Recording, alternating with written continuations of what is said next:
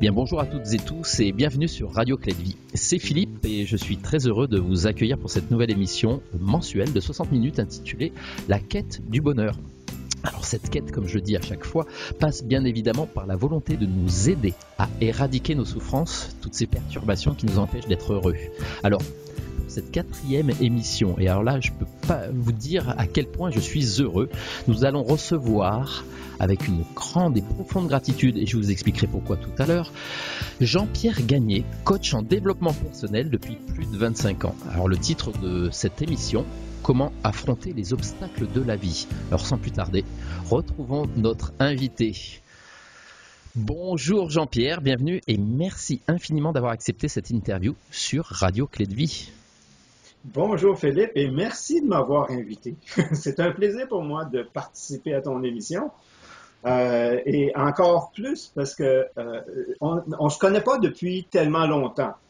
1 an à peine à distance et j'ai pu suivre ton évolution justement à distance et tu impressionnes plusieurs personnes. Donc félicitations à toi pour toutes tes initiatives et ton projet touche une quantité de gens dont tu ne peux même pas mesurer encore. Ah non, ça c'est sûr, mais en tout cas, si je suis là et je suis vraiment heureux de t'avoir vraiment en direct pour cette émission, c'est aussi un peu grâce à toi parce qu'en fait, tout ce qui est né depuis 1 an, c'est un peu aussi sous ton impulsion et celle donc de Sylvain, donc on pourra dire un petit mot de La Solution est en vous, Sylvain Carruffel, et de sa formation. Vivre de sa passion. Voilà, alors avant d'aborder le thème de notre émission du jour, je vais me permettre de te présenter et n'hésite pas de me corriger, tu me fais un petit coucou de la main pour me dire « Oh là, il y a une petite erreur, j'ai peut-être des vieilles notes ou je sais pas trop quoi. » Voilà, donc Jean-Pierre Gagné, tu es coach en développement personnel depuis plus de 25 ans, hein, à peu près, ainsi que coach d'affaires depuis de nombreuses années. Exactement. Alors tu es co-auteur de 2 livres sur l'éducation et la psychologie parentale. Oui, voilà. Non seulement ces livres maintenant sont publiés en plusieurs langues et best-seller ici et utilisés dans les universités pour la formation des pédopsychiatres et enseignants. Non mais c'est génial. Ok, donc tu es aussi conférencier international. Hein, et puis on sait que tu t'es démarqué dans une entreprise de marketing de réseau. Il suffit de chercher un petit peu, on peut découvrir. Alors tu as étudié la naturopathie. Oui. Psychologie, oui. La massothérapie et le psychocorporel. Plein de cordes à ton arc en tout cas. Et je peux vous le confirmer. On dirait. Alors tu as également enseigné la conscience humaine, je crois, dans une école d'ouverture de conscience internationale.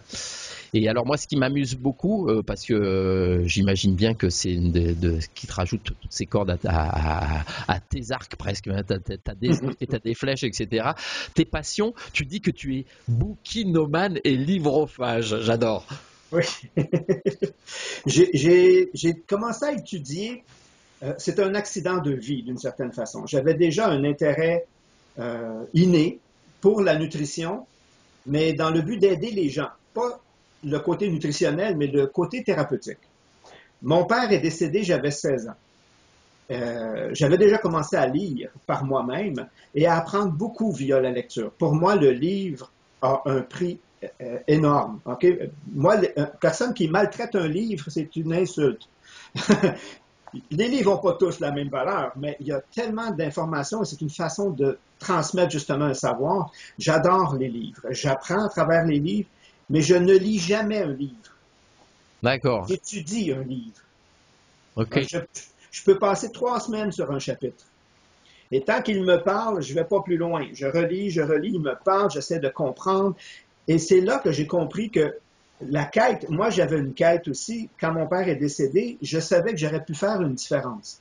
Et c'est là que j'ai commencé à étudier dans les différentes thérapies et différentes approches pour comprendre en réalité que je m'intéressais beaucoup plus au comportement humain, à l'humain lui-même dans sa globalité que juste une approche thérapeutique.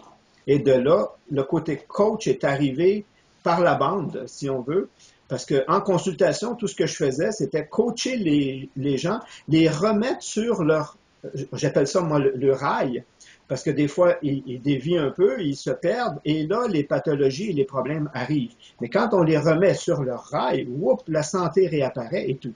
Donc, le côté comportemental est très important pour moi. Ok, ben, donc et alors ça rejoint ce que j'ai lu de toi, de ta vision. Si elle est, si je puis la dire, ça serait de toucher le plus grand nombre de gens pour faire une différence dans nos vies. Exactement. Et souvent, les gens me reprennent en disant, c'est pas dans nos vies, c'est dans vos vies. Non, c'est dans nos vies parce que j'ai appris aussi avec le temps de ne pas m'exclure. Ouais. Ok. Bon, d'autres passions?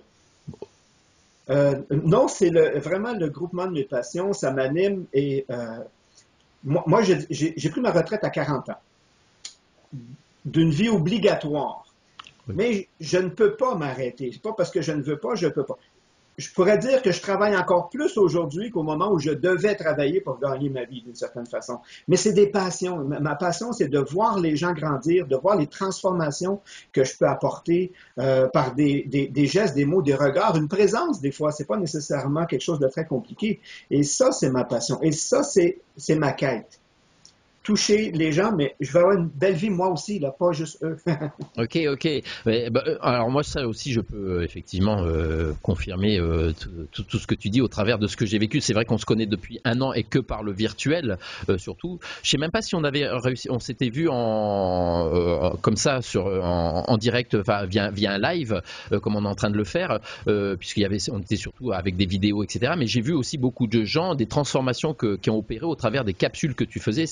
Et je peux parler au nom des gens, mais je peux surtout parler en mon nom. Et c'est vrai que pour ma part, je me rappelle très bien au début de cette formation, il y a un peu plus d'un an maintenant, 13 mois, où j'étais un petit peu perdu avec toutes mes envies, etc., qui devenaient même des obstacles tellement je faisais de choses.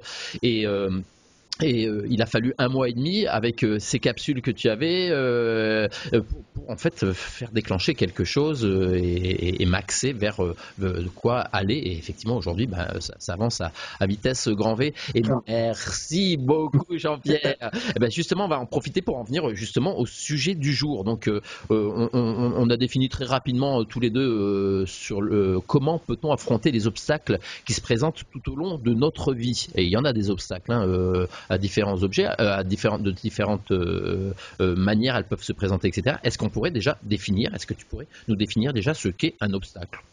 Oui, on a, euh, à cause de nos expériences de vie, on a mal défini le mot obstacle. Fait que je vais essayer de te ramener. J'ai appris que si un concept était vrai un peu partout, c'était une vérité. S'il s'adapte seulement à un aspect, c'est une théorie. Ça, c'est ma définition à moi. OK? Alors, si je regarde l'enfant qui vient au monde, il ne vit que des obstacles. Ça commence bien.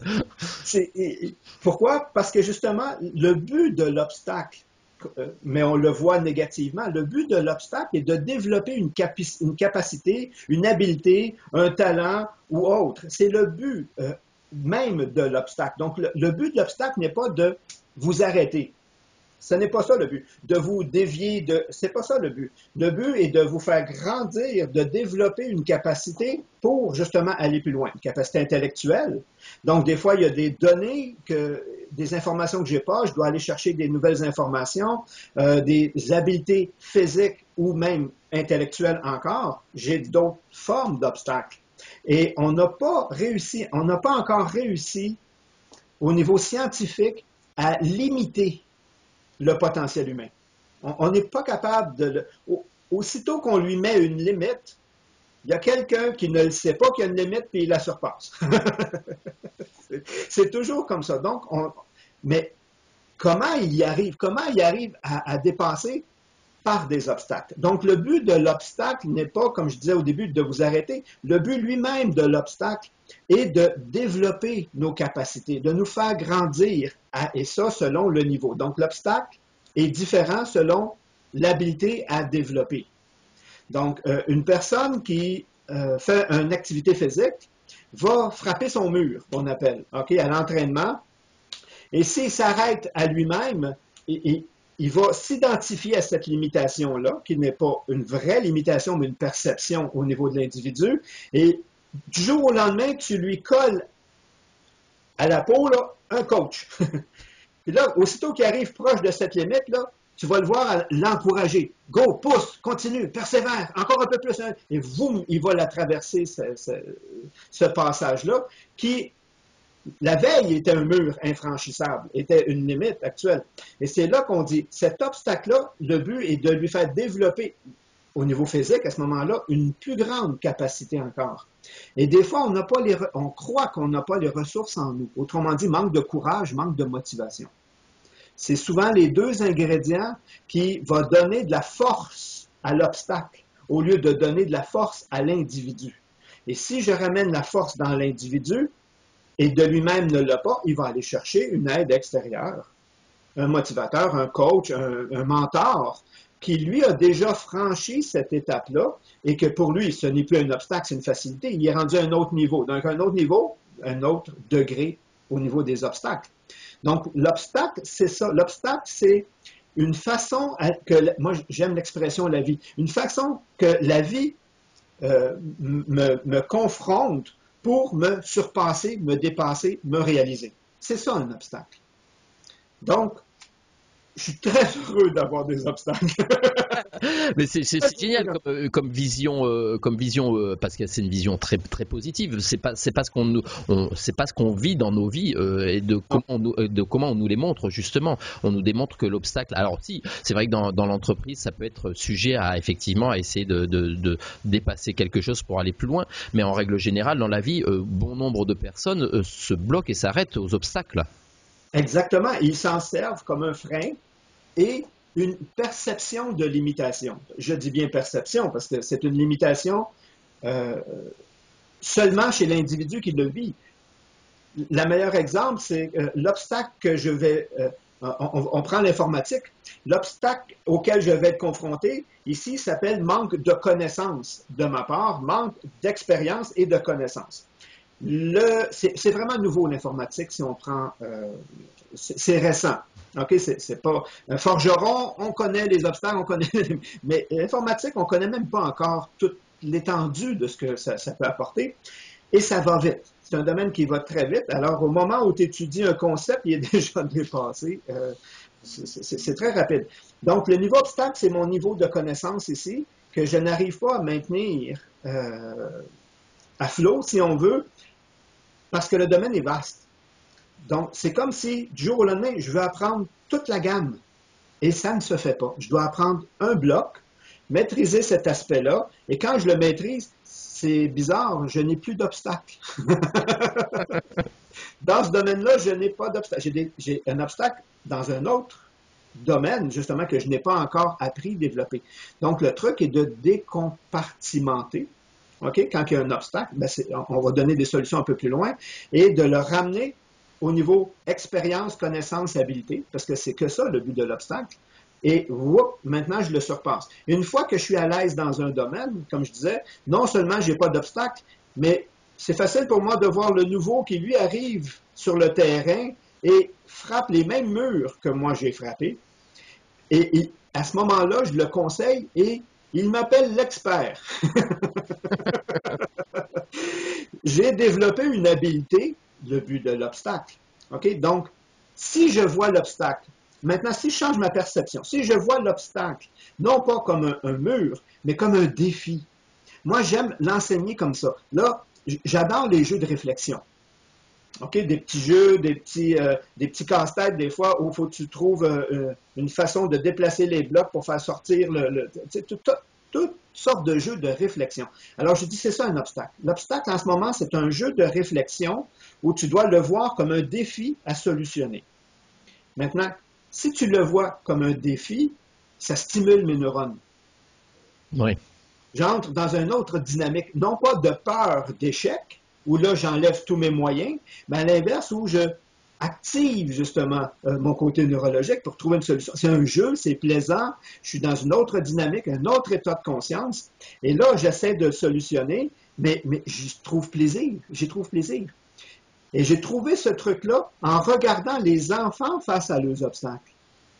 L'enfant ne l'appelle pas obstacle, il l'appelle apprentissage, par essai-erreur. Okay?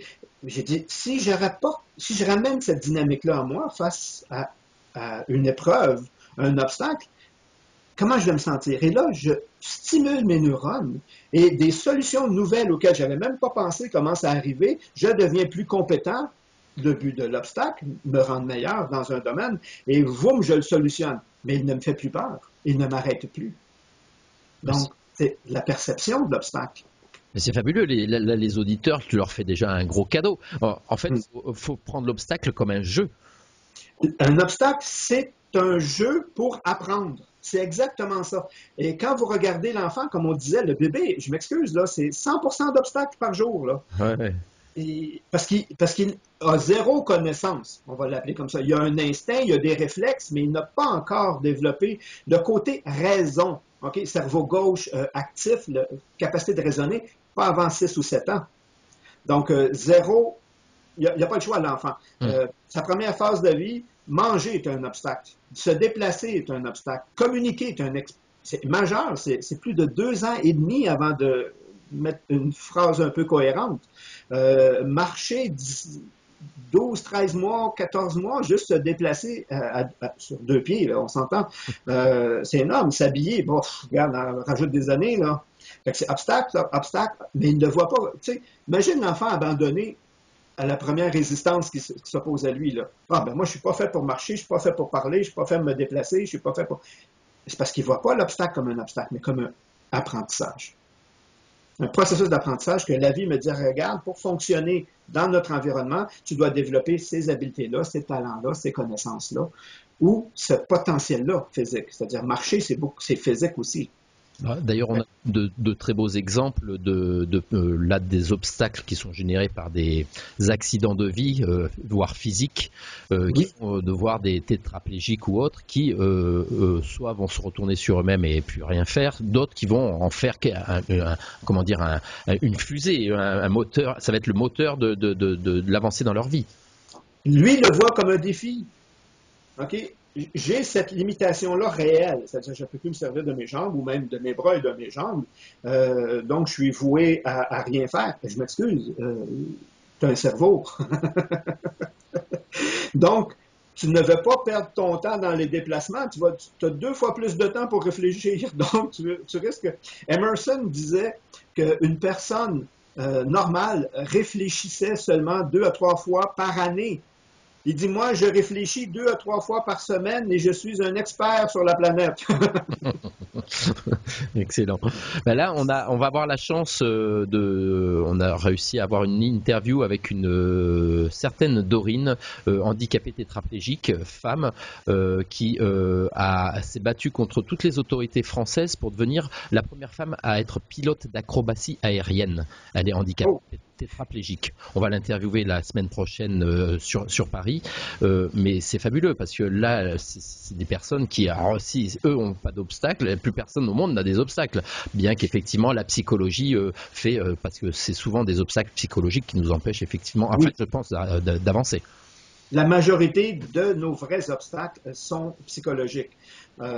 Exactement. C'est une perception, c'est une limitation qu'on s'impose soi-même inconsciemment à cause d'une éducation qu'on a eue. J'adore parler à partir des enfants, parce que si je peux... Le but de mes livres était en consultation, mes clients étaient des adultes. OK? Et à toutes les fois où je travaillais, puis on travaillait en profondeur, on trouvait la problématique dans l'enfance. Donc, on est le résultat de cette éducation-là. Et c'est de là mes livres que je me suis dit, si je peux corriger déjà à la base les parents, moi, j'ai plus de travail demain. Mince. Tu pourras lire tranquillement. L'enfant, lui, son cerveau est en phase θ et delta jusqu'à l'âge d'à peu près 5 ou 6 ans. Okay? Ça ne dit pas grand-chose aux gens. Si vous allez voir un hypnologue, il veut vous faire relaxer, détendre, jusqu'à temps que vos ondes cérébrales descendent en phase θ, au moins θ, pas encore delta, et là, vous êtes programmable.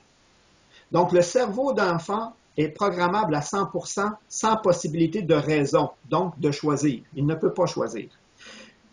Il entend On vit dans un monde difficile où si tu as un emploi, tu es mieux de le garder c'est une vérité. C'est ancré dans son cerveau comme une vérité parce qu'il n'a pas encore la capacité de raisonner. Donc, de dire, est-ce que ça s'applique à moi? Est-ce que c'est vrai? Est-ce que c'est circonstanciel? Il ne peut pas le faire. Il prend cette vérité-là. Donc, si l'enfant a ses premières difficultés à gérer un bien, passer son jouet à quelqu'un, parce que c'est limité les conflits d'un enfant, puis c'est limite.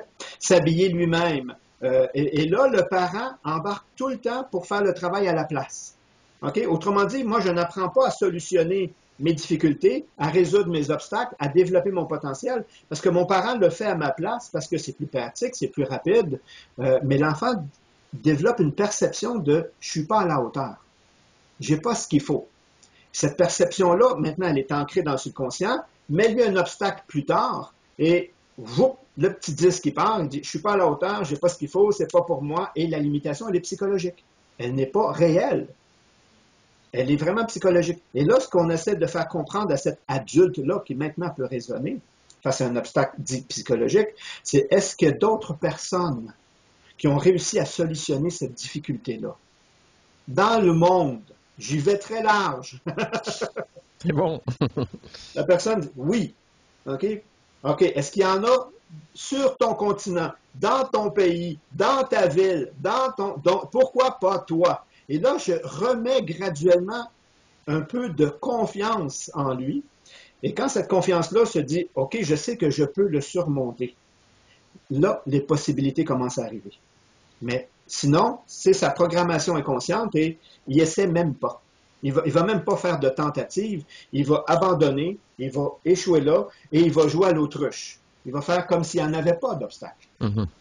OK? Mais je m'excuse, ça ne les repousse pas, ça. Ça les repositionne pour plus tard. Ce défi-là va te revenir encore et encore et encore. Oui, c'est ce que j'allais dire, c'est qu'en fait, un défi entre guillemets, on n'affronte pas, puisqu'on parlait d'affronter, entre guillemets, mais c'est peut-être pas nécessairement le terme affronter qui serait le meilleur, un défi, un obstacle qui se présente, voilà, on va le nier, mais il va se représenter d'une manière. Exactement. De là, l'expression souvent qu'on voit, c'est « la vie est le meilleur des maîtres » parce que la leçon que tu n'apprends pas, elle te la redonne. Voire même un peu plus puissante, non? À chaque fois un peu plus grande. Voilà. Si tu n'as pas compris à ce niveau-là, on dit « elle te donne une poussée ». Tu ne comprends pas, elle va vraiment te brasser. Si tu ne comprends pas, elle va te jeter à terre. Mais tu vas finir par réagir. Oui, tout à fait. Bah alors justement, là, tu as donné déjà des petits points de transformation qu'un coach, qu'un mentor peut donner. C'est un peu les travaux que tu fais. Quelles sont les différentes méthodes effectivement pour dépasser les limites? J'imagine qu'il y en a plusieurs. Vous avez plusieurs de cordes à vos arcs, messieurs les mentors et coachs. Il y a un ordre à suivre. Okay? Il y a une évolution, mais il y a plusieurs outils parce qu'il y a plusieurs types d'individus. Excuse-moi. Premièrement, on l'a bien dit, quand il y a un obstacle, c'est d'accepter qu'il y a un obstacle. Ne pas jouer à l'autruche, ne pas tenter de le nier, de le déjouer. Il est là, il existe, il est présent. Et là, il y a 4 personnalités. Je ne vais pas aller en détail, on pourra faire un appel sur les personnalités pour le plaisir. Moi, je les ai nommées. J'aime avoir des images qui parlent aux gens. OK? L'aigle. Il y a la personnalité aigle. Ça, c'est la personne qui est orientée résultat. C'est le fonceur, c'est celui qui ne fera pas attention pour avancer, il va tasser, il va écraser. OK? Il y a des gens comme ça. Lui, face à un obstacle, c'est boum, il rentre dedans, peu importe les conséquences, je vais passer au travers. Ce n'est pas la meilleure solution, mais ces gens-là existent. OK? Il y a l'abeille travaillante, méticuleuse et tout ça, c'est le perfectionniste. OK? Elle, ce qu'elle veut, c'est comprendre. Fait qu'elle va regarder l'obstacle, elle va le mesurer, le peser, elle va dire, il pèse tant, il était tellement court, et il fait. Puis là, mais là, elle n'avance pas pendant ce temps-là, parce qu'elle tourne autour de l'obstacle à le définir. Face à la chaleur, il réagit comme ça. Face au froid, non, regarde ça.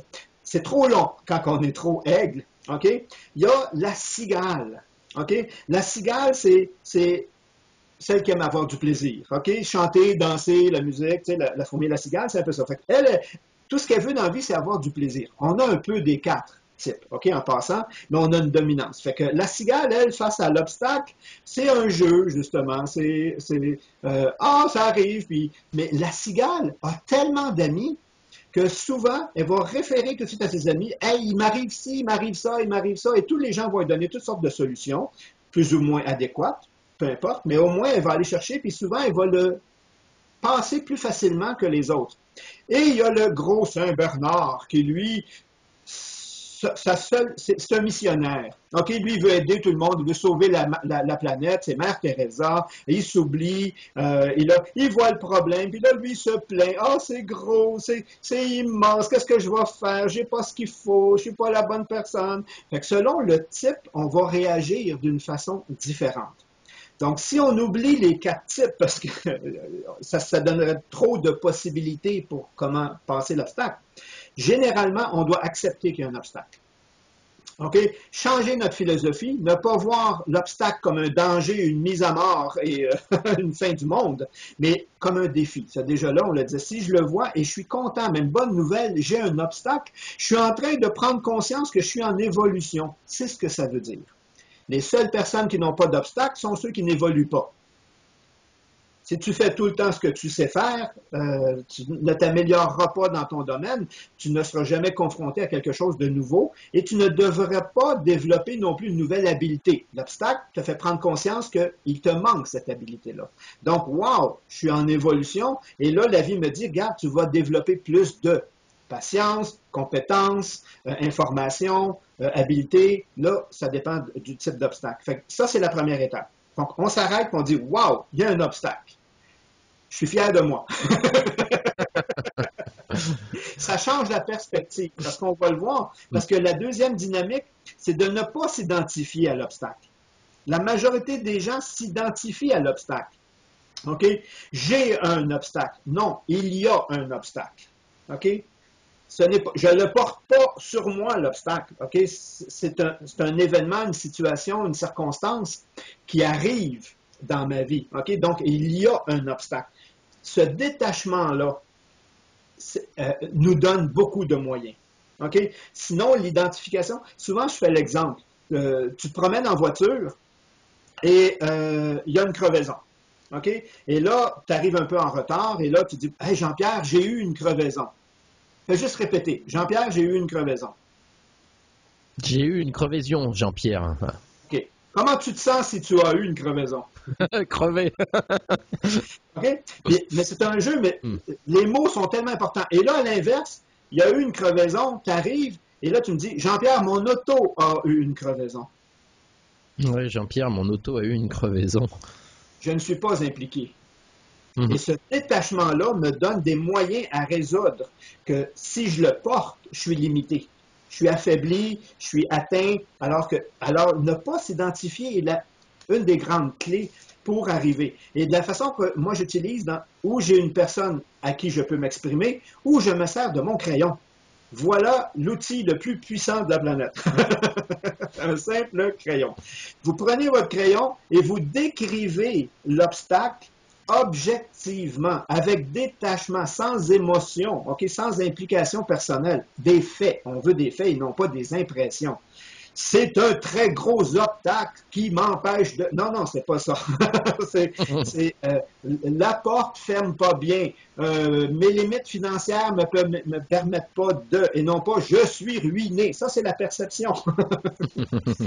Fait qu'on le décrit objectivement sur papier. Je te jure, les gens qui font qui prennent le temps de faire cet exercice-là se rendent compte que l'obstacle n'est pas en eux, mais est devant eux. Et encore là, c'est l'environnement pour m'aider à le résoudre. Sinon, je suis trop impliqué avec l'obstacle lui-même. Troisièmement, je dois prendre conscience que j'ai des ressources.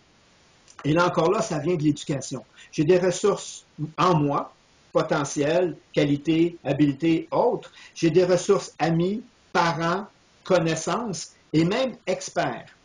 Mais si, quand j'avais un obstacle jeune, j'ai appris que moi, je ne pouvais pas le résoudre, c'était le parent qui allait résoudre l'obstacle, le conflit ou la situation à ma place, elle ne m'a pas montré à accéder à ces ressources-là. Inconsciemment, c'est pas méchant, mais elle ne l'a pas. Donc, en moi, je ne le sais pas que oui, je le sais avec ma tête, mais mon corps n'arrive pas à aller chercher cette ressource-là. Alors que si à l'inverse, mon enfant me pose une colle, c'est une belle question que tu n'as pas les réponses et que, en tant que parent, par paresse mentale, tu lui inventes une solution et tu lui donnes toujours tout cru, tu ne l'aides pas. Alors moi, ce que je faisais avec mes enfants qui m'arrivaient avec une question, une belle question pertinente, je dis, très bonne question. Vois-tu, moi, je ne sais pas tout.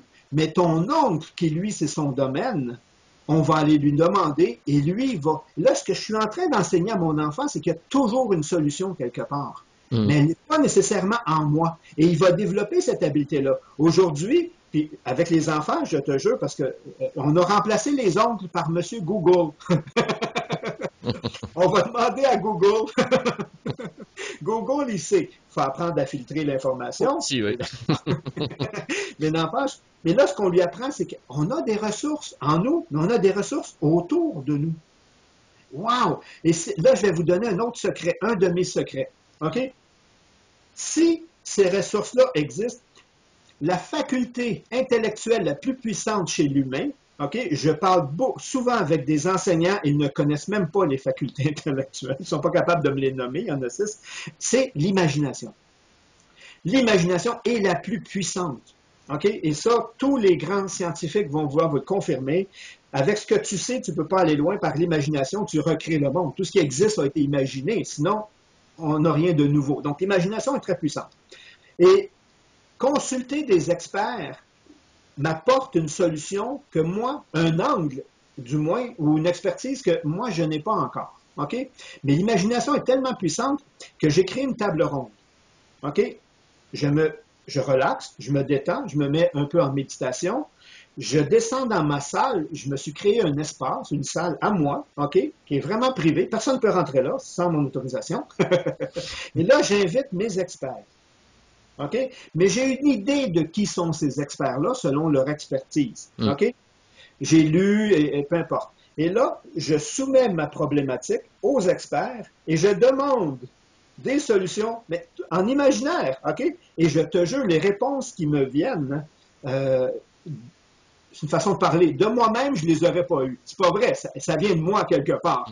Il n'empêche que le fait de le mettre dans cette position-là, cette personne-là m'apporte un angle de vue. Je me positionne inconsciemment dans cet angle-là. OK? Mais le jeu est le fun. Le jeu est vraiment plaisant de faire cet exercice-là et de voir que mes personnages imaginaires, même décédés, parce que des fois j'invite Da Vinci, des fois j'invite. Ça, c'est une bonne idée. Tant qu'après, je prends des gens célèbres dans mon comité. Et ils ont une posture, ils s'expriment d'une certaine façon, ils sont réfléchis, comme ce que moi j'ai lu d'eux. C'est moi qui l'ai créé quelque part. Mais ça fonctionne. Et l'autre façon, si c'est trop complexe pour les gens, le même exercice, je vais chercher des ressources, mais pour l'instant, il est 2 heures du matin, il n'est pas question que j'appelle quelqu'un et que je vois. OK, là, je prends quelqu'un qui a déjà solutionné ce type de difficulté-là. OK? Fait que je dis, un tel est expert dans ce domaine-là, informatique, peu importe le domaine. OK? Fait que si je lui demanderais à lui, qu'est-ce que lui me dirait? Et inconsciemment, on fait le jeu de rôle. On se transpose dans cette personne-là et il lui dirait A, B, C, D quand c'est pas trop technique. C'est-à-dire l'information que j'ai pas en moi, je l'aurais pas. Mais l'orientation, lui me dirait justement consulte une personne ou ah, OK, c'est ce que je vais faire. Mais de moi-même, j'aurais peut-être pas pensé. Fait que, ou j'ai le coach, le mentor à côté de moi, OK, que je peux consulter, ou je l'ai en imaginaire. Et je prends ce coach-là, il me dirait quoi? Pousse, continue, persévère, lâche pas. OK, Jean-Pierre, continue, persévère. Je joue ça fonctionne. OK, ça fonctionne vraiment. Donc, prendre conscience comme troisième moyen que j'ai des ressources, même si on ne m'a pas appris à m'en servir, commencer maintenant puis aller les chercher. Le quatrième moyen, c'est simple, c'est selon ce que je vais percevoir, selon ce que je vais avoir comme information, c'est applique-le. Et c'est là que les gens flanchent. Le passage à l'action. le passage à l'action est très dur pour un individu. Et pour de très bonnes raisons, c'est qu'à tous les fois où tu dois passer à l'action, et je dis bien tu dois, c'est-à-dire que c'est pas une facilité dans la normale des choses, il y a un effort à faire, ça va impliquer une transformation chez l'individu. À chaque fois. Je prends ton exemple à toi. À tous les fois où tu t'es surpassé, soit au niveau technique, soit au niveau d'assembler tout ça, après, tu es devenu une nouvelle personne. Plus consciente, plus performante, mais une autre personne avec une vision différente. Que si je prenais le nouveau Philippe, OK, qui tu es devenu, et maintenant je te repositionnerais devant l'obstacle qui était là un an et demi, c'est même plus un obstacle. Oui. C'est une aberration maintenant. Mais si tu te rappelles, c'était la fin du monde. J'exagère des fois, là. Pas loin. C'était insurmontable. Je n'avais pas ce qu'il fallait. Je ne suis pas à la hauteur. Je ne suis pas la bonne personne. Je suis mieux d'aller dans un autre domaine. Et là, c'est... Alors qu'une fois rendu de l'autre côté, je suis une autre personne. Et le changement, les gens n'aiment pas, même s'ils le désirent. Oui, ça c'est encore un autre sujet qui est effectivement le changement. Il y en a beaucoup qui ont des envies. On le voit beaucoup en ce moment dans les mondes de l'entreprise, etc., qui ont des désirs presque forts de changement, mais qui ne feront pas le pas. Exactement. Le passage à l'action ici, parce qu'il exige une transformation, un changement, il y a résistance. On appelle le piège de l'identification. Et il y en a qui vont pas le verbaliser tel quel, mais c'est ouais, mais je ne serai plus moi. Je crois que tu vas être encore plus toi. Je pense que le vrai toi, je crois qu'il est au bout du chemin. Il n'est pas au départ, il est à l'autre bout. Donc, oui. Puis quelqu'un qui refuse le changement, souvent, eh bien, je lui dis, regarde, si c'est simple, prends le miroir, regarde l'image que tu as là et prends l'image que tu avais là un mois. Tu as changé. Même si tu veux pas, tu vas changer. Donc, fais-le consciemment, puis choisis le type de changement que tu veux avoir. Oui, c'est ça. Et je me rappelle une phrase en substance qui disait que tu disais pour avancer, tu dois faire le premier pas, même si tu vois pas l'escalier en entier, et surtout pas voir l'escalier en entier. Oui, et ce qui est plaisant, l'action, c'est ça. Souvent, les gens regardent le trajet au complet. Donc, le pas est immense à faire. Là. La transformation d'aujourd'hui au projet vraiment complété, il y a un temps, il y a des apprentissages, c'est énorme. Fait que dans ce temps-là, les gens arrêtent. Tu les mets devant la montagne à escalader, puis regarde pas en haut. Non, non, parce que tu n'avanceras pas. C'est trop pénible, c'est trop. Regarde, fais juste le premier pas, réévalue, et si tu as encore l'énergie, fais le deuxième. Et quand tu as fait le deuxième, réévalue, puis c'est là. Et sans t'en rendre compte, tu vas regarder en arrière, tu te dis, ah, j'ai parcouru tout ce passage-là. Oui, un pas à la fois, on réussit toujours. Okay? Mais regardez la totalité du travail à faire. Il n'y a plus personne qui avance. Regarde tous les gens qui ont bâti justement des empires, même pas seulement des sociétés, mais des empires. Ils n'ont jamais vu l'empire au début, en vision loin, mais non, il n'aurait jamais commencé. Oui. Je vais faire ci, je vais faire ça, je vais ajouter, et ça grossit, ça grossit. Et à un moment donné, c'est plus gros que moi, comme on dit. Là. Wow, c'est parti. Un pas à la fois. Un pas à la fois. Ose faire le premier. Tout le monde veut être en forme. OK? Et souvent, je prends le même exemple. Les gens veulent être en forme. Encore là, il y a un obstacle. L'obstacle, c'est de partir.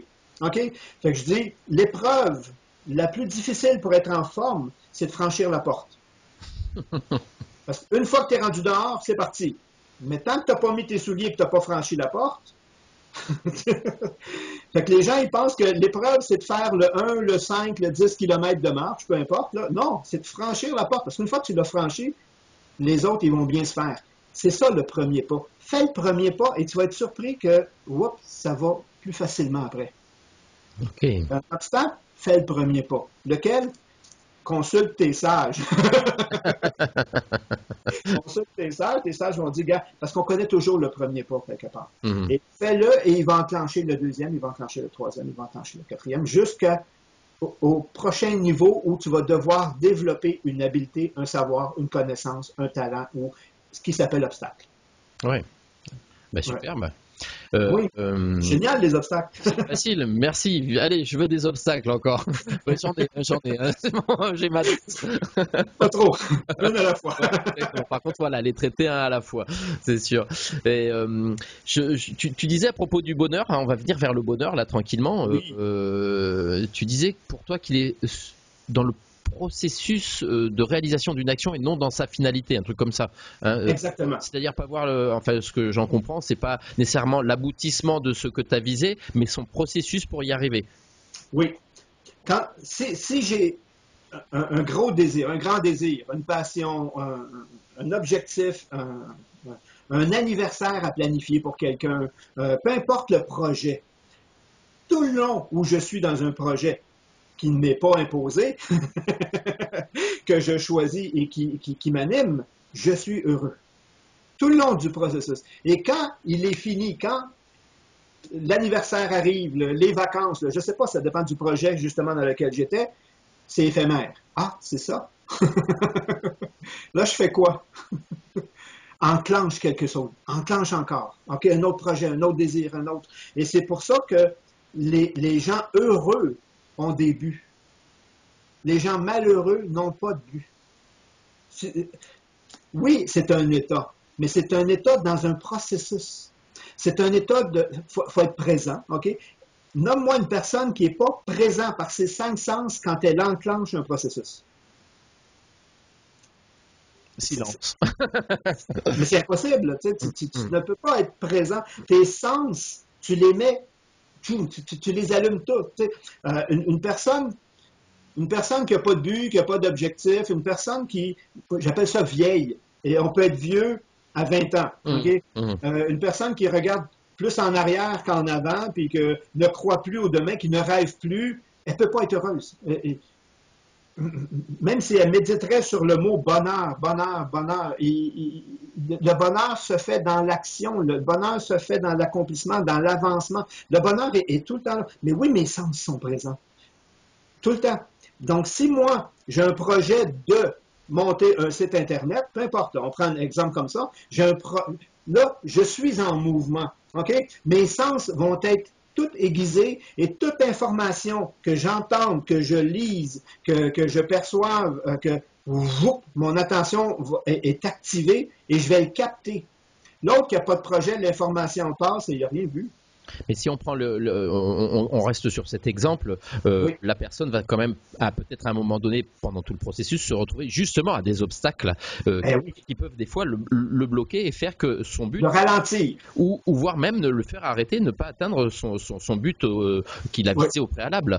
Donc dans son processus qui pouvait être donc heureux dans dans son démarrage. Dans son démarrage, faire que tout d'un coup, et puis il va rentrer effectivement dans une nouvelle problématique liée à ses propres obstacles, hein, ses propres défis qu'il n'atteindra pas, enfin un but qu'il n'atteindra pas parce que ces blocages feront que c'est lié certainement, comme tu l'expliquais tout à l'heure, à des problématiques d'enfance, des choses qui sont ancrées en nous, etc. De là, effectivement, certainement le besoin de se faire accompagner aussi, surtout dans le monde, dans l'entreprise aussi, hein, comme dans la vie personnelle, mais le pire obstacle aux individus, celui justement qui peut couper une joie de vivre, moi je l'appelle Monsieur Ego.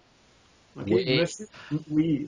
C'est l'émission que je voulais qu'on fasse ensemble, on la fera peut-être parce que celui-là, il y a vraiment beaucoup à dire. C'est Monsieur Ego, oui. Monsieur Ego. Ici au Québec, on l'appelle Macho Man. Macho Man, ok. Monsieur Macho Man est tellement un mauvais conseiller. Monsieur Macho Man l'humain fonctionne seulement par habitude. OK? 95, et je ne suis pas poli, c'est 98 selon les dernières recherches, 95% de tout ce que je fais dans une journée, c'est par automatisme, c'est par habitude. Donc, on est des êtres d'automatisme. Et c'est ce qui fait justement qu'on peut apprendre beaucoup. Je prends une nouvelle information qui vient à moi. OK? Bon, peu importe la forme que je lui donne. Ça, c'est pour lui donner une forme. Il y a une information qui vient à moi et mon système est tellement bien fait, le système humain, c'est qu'il va la coder pour en faire un automatisme pour pouvoir gérer une nouvelle information. Sinon, je suis pris avec celle-là. OK? Le feu, c'est chaud. Si je le généralise pas, si j'en fais pas un automatisme, une réaction, je vais devoir garder en présence consciemment l'information pour toute substance chaude pour savoir comment je dois réagir. OK? C'est impossible. Mhm. Parce que là, je ne peux pas rajouter le froid et je ne peux pas rajouter piquant et je ne peux pas rajouter peu importe l'information. Je ne peux pas faire ça. Fait que le système, il dit, c'est chaud, au début, tu ne sais pas quoi faire, tu mets ta main sur le rond. Oh! Là, tu quelqu'un qui va t'enlever la main souvent. Mhm. C'est chaud, la deuxième fois, tu n'as plus besoin de personne. Mhm. Tu as automatisé le système, ça devient un réflexe. Les gens ne se rendent pas compte que quand tu apprends à conduire un auto, tu dois être conscient. C'est les premières fois, OK? Je ne peux pas te parler à côté, tu peux pas, ferme la musique, moins de stimulation, parce que tu as besoin de tous tes sens, toute ta présence, une pédale, changement de vitesse, deuxième pédale. C'est vraiment, quand on se rappelle, là, c'est pas aussi facile. Aujourd'hui, on est là, on discute, on est relax, une main sur le volant, on peut parler, la musique. Il y en a même qui font le cellulaire, ça, il faut pas, là, mais c'est l'automatisme qui conduit, c'est plus moi. Mhm. Je conduis par automatisme tellement que des fois, on discute entre deux personnes dans un auto, puis on n'a pas vu le chemin, c'est même plus pas. On oublie. Mais s'il arrive un imprévu, s'il arrive quelque chose sur la route, les deux mains vont se remettre dessus, parle-moi plus, là j'ai besoin de mon attention. C'est le seul moment où je réfléchis. Tout le reste, je le fais par automatisme. Fait qu'on ne se rend pas compte comment on est vraiment des êtres d'automatisme. Et Monsieur Legault veut me protéger. Le vrai rôle de l'ego, c'est d'aller dans ces références-là que j'ai installées dans le passé, bonnes ou mauvaises, il ne juge pas, il exécute, c'est un grand exécutant. Et M. Legault dit, maintenant, par réflexe, bam, tu retombes dans tes vieux souliers pour te protéger, en réalité, mais tu m'empêches d'évoluer. C'est ça, voilà, c'est la contradiction. Macho. C'est la contradiction. Oui. Et c'est de là que la conscience doit embarquer. À ce moment-là, et de dire, OK, je ne suis pas en danger. Donc, j'ai possibilité d'entrer une nouvelle information, de remplacer une ancienne, parce qu'on ne les efface pas. Le seul moyen de changer nos fausses croyances limitatives, on ne peut pas s'ancrer. Je peux pas. Je dois les remplacer par une meilleure. Et comme mon ego veut le meilleur, il va accepter le changement. Mais si je lui dis, je ne veux plus, je ne veux plus, je ne veux plus, ah oui, tu n'as rien d'autre à m'offrir, tu vas. Monsieur Legault est un gros obstacle. Oui, une grande aide. Aussi. Aussi. Ça dépend de la manière dont on va peut-être se situer pour le regarder. Ça dépend si on l'utilise ou si on le subit. Voilà. C'est encore là, c'est notre perception et notre connaissance. Tu sais que la peur, la majorité des peurs, c'est un manque de connaissance. On a peur du vide, on a peur du noir, on a peur de l'information que j'ai pas. OK? Quand j'ai pas l'information, j'ai peur que ce soit pire que ce qui est déjà là. Mais ce qui est déjà là n'est pas beau. Fait qu'imagine. Raison de plus pour pas y aller si c'est pire. Mais si, l'exemple qu'on fait, si j'entre dans une pièce totalement noire, aucun éclairage, il y a un premier sentiment de peur, d'insécurité qui s'installe. Je ne sais pas où je mets les pieds, je ne sais pas s'il y a un mur, il y a un meuble, je ne sais pas. Tu comprends? Fait qu'on avance quand on avance, dépendamment si on fige, mais vraiment à pas de minime, là, tu sais, puis on explore. Et du jour au lendemain, il y a quelqu'un qui arrive, puis il y a un interrupteur, lui. Il a pensé à juste allumer l'interrupteur. La lumière arrive, la peur se dissout. Et se dissipe, excuse. Oui. Okay? Donc, aussitôt que la connaissance entre, la peur se dissout d'elle-même. Okay? Et souvent, c'est comme ça qu'on résout les vraies peurs. On ne peut pas vaincre une peur par la raison. Ça ne se raisonne pas, une peur. Okay? Le cerveau fonctionne en deux hémisphères. Okay? On a le cerveau droit qui est relié l'imaginaire, le créatif, le sensible, l'émotionnel, et le cerveau gauche qui est le logique, le cartésien, l'analytique. Okay? La peur, c'est une imagination. C'est une perception, ce n'est pas une réalité. Okay? Si la peur existe, envoie-moi une caisse. Ça va coûter cher. Bonne chance. Fait que la peur, c'est une perception, c'est une création de l'imagination. OK? Tu ne peux pas le gérer par l'autre côté du cerveau. Les problèmes du cerveau droit se règlent par le cerveau droit, les problèmes du cerveau gauche se règlent par le cerveau gauche. C'est-à-dire un problème de raison, d'analyse, de mathématiques, tu ne peux pas l'imaginer. Tu vas devoir le résoudre par justement une équation. Mais l'inverse ne se fait pas. Je ne peux pas raisonner une peur. Donc, si c'est du côté de l'imaginaire, je peux le gérer du côté de l'imaginaire. OK? Fait que les gens qui vont dire, je vais essayer de contrôler ma peur. Non, le contrôle, c'est le cerveau gauche. Tu ne pourras jamais contrôler, la peur va toujours dominer. Si tu es un enfant et tu as peur qu'il y ait un monstre de coucher sous ton lit, et que par la raison, je te fais regarder sous le lit et que tu vois qu'il n'y a pas de monstre, aussitôt que tu vas le remettre debout, tu vas faire un bond quand même, par peur de te faire attraper les pieds par le monstre, même si tu as vu qu'il n'y en a pas. Parce que ça ne se raisonne pas. La gestion du cerveau droit, c'est la gestion du cerveau droit, et la gestion du cerveau gauche, c'est la gestion du cerveau gauche. Ils n'ont pas les mêmes problèmes, mais ils n'ont pas les mêmes outils. On ne va pas résoudre avec les mêmes outils. Et donc, de toute façon, pour revenir au sujet du jour qui sont les obstacles, beaucoup d'obstacles sont liés aux peurs. On en fait une peur. Comme on dit, on imagine le pire.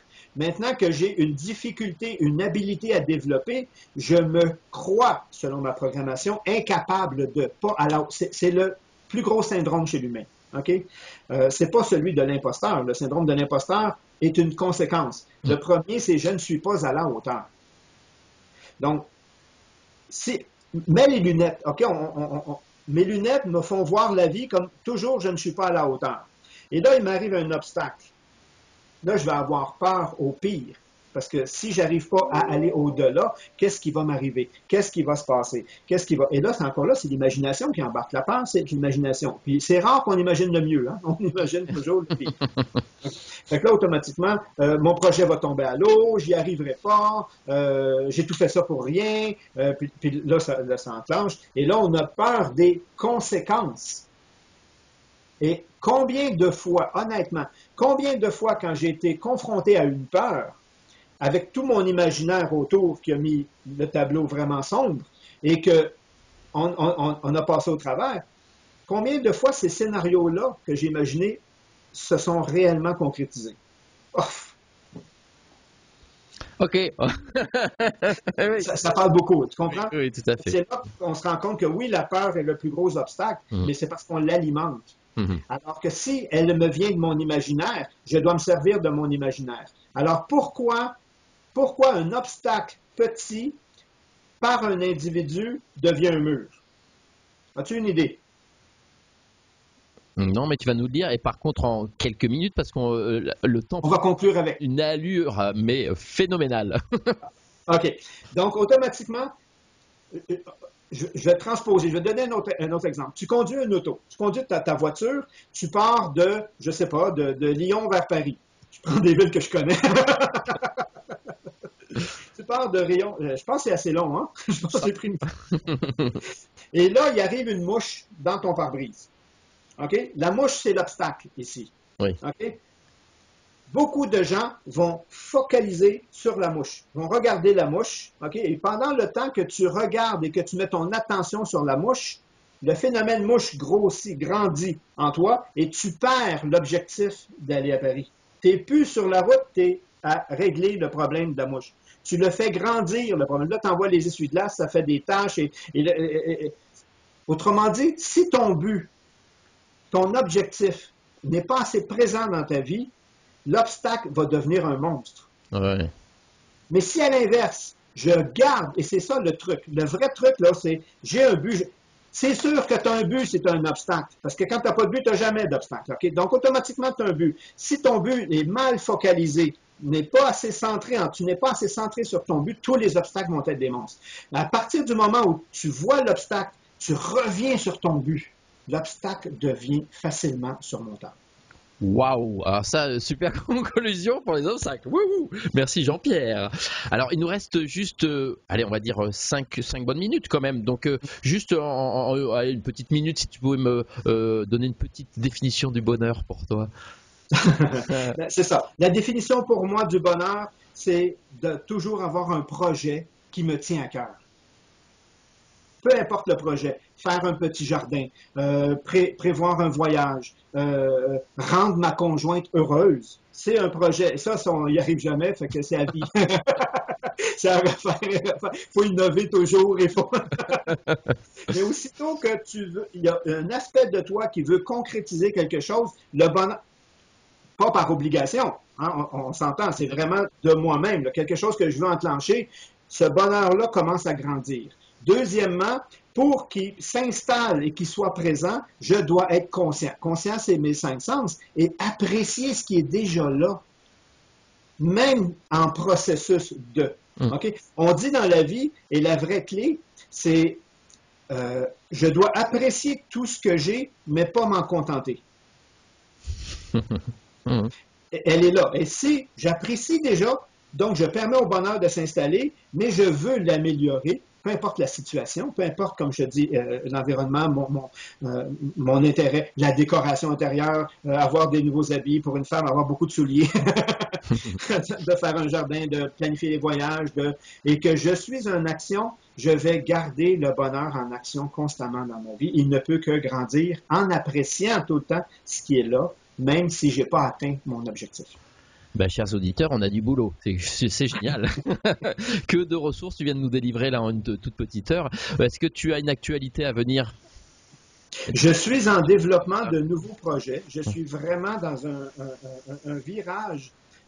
Sylvain Caroufel, que je connais depuis plusieurs années, me connaît un peu. Moi, je suis le genre de personne qui travaille toujours dans l'ombre. Moi, j'avais cette difficulté. Mon obstacle à moi était de me mettre en premier plan. OK? Alors, je suis un formateur de coach. Beaucoup de coachs internationaux. OK? Souvent, c'est mes programmes à moi qu'ils utilisent. Je suis une ressource, mais je ne me mets jamais en avant. OK? Je fournis. Je collabore en moyenne à 2 à 3 livres d'écriture par année. OK? C'est pas moi qui ai la plus belle plume. OK? Mon français est horrible. J'écris même mieux en anglais. Mon français, peu importe. Mais j'ai les idées, j'ai les concepts. Et eux ont la plume. Fait que souvent, quand ils ont des difficultés, des obstacles, ils viennent me voir, je collabore au livre. Et comme j'aime travailler dans l'ombre, mon nom n'apparaît pas, mais le chèque de paye, oui. Fait que ça, c'est un échange. Et là, mon défi était de me mettre en premier plan.